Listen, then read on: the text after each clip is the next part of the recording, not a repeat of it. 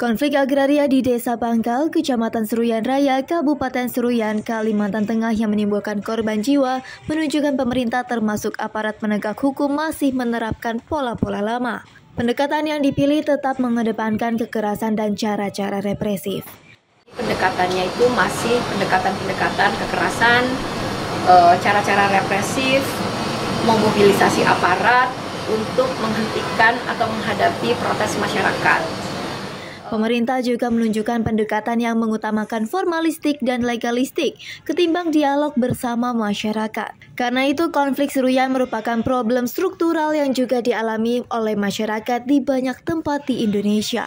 Konflik agraria seperti Seruyan ini adalah problem struktural yang tidak hanya dialami oleh masyarakat adat atau petani di Kalimantan Tengah, tetapi juga dihadapi oleh banyak masyarakat adat di banyak tempat yang tanah-tanahnya itu sejak lama telah dirampas, diakuisisi secara sepihak atas nama bisnis perkebunan sawit skala besar. Atas dasar itu, Konsorsium Pembaharuan Agraria atau KPA menuntut dan mendesak pemerintah untuk menghentikan segala bentuk kekerasan dan tindak represif di wilayah-wilayah konflik agraria. Hal itu penting untuk meminimalisir jatuhnya korban jiwa.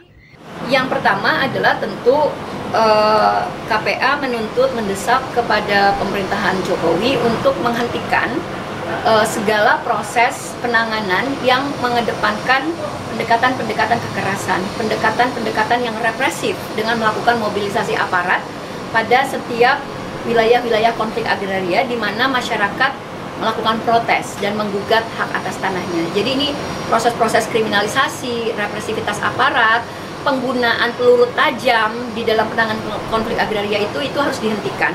KPA kembali mengingatkan aparat keamanan seharusnya hadir untuk memberi perlindungan terhadap masyarakat, bukan memerangi mereka. Apa yang dipertontonkan selama ini justru membuktikan potensi pelanggaran hak asasi manusia oleh aparat penegak hukum. Justru aparat keamanan seperti polisi atau TNI di berbagai wilayah konflik agraria itu harus didorong adalah dalam upaya memproteksi, memastikan bahwa proses-proses pembangunan itu tidak melanggar HAM dari masyarakat setempat. Lebih jauh, KPA menilai pemerintah gagal dalam mewujudkan reforma agraria seperti yang dicita-citakan.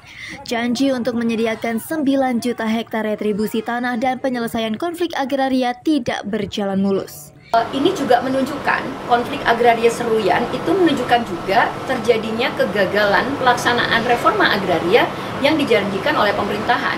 Seperti kita tahu, pemerintah menjanjikan agenda 9 juta hektar redistribusi tanah dan penyelesaian konflik agraria sebagai jalan memulihkan hak masyarakat. Apa yang terjadi di Seruyan, Kalimantan Tengah memperlihatkan bahwa banyak tanah-tanah masyarakat adat dan tanah petani kecil tak kunjung direkomisi meskipun ada kebijakan reformasi agraria. Artinya, kebijakan reforma agraria belum betul-betul direalisasikan sampai ke tingkat bawah. Apa yang terjadi itu menunjukkan bahwa justru yang lebih kuat diafirmasi, diberikan privilege adalah perusahaan-perusahaan skala besar seperti perusahaan-perusahaan perkebunan sawit. Atas dasar itu, KPA menuntut Presiden Joko Widodo di akhir masa pemerintahannya untuk melakukan pemulihan dan pemenuhan hak atas tanah masyarakat. Hal itu penting dilakukan demi rasa keadilan. Artinya memang dalam waktu 1 tahun ini pemerintah harus mengedepankan proses-proses pemulihan dan pemenuhan hak atas tanah bagi masyarakat dengan menjalankan reforma agraria sesuai tujuannya. Aktivitas bisnis perkebunan, utamanya kelapa sawit, telah menempati posisi puncak penyebab konflik agraria selama 1 dekade pemerintahan Presiden Jokowi. Bambang Susapto melaporkan untuk Apa Kabar.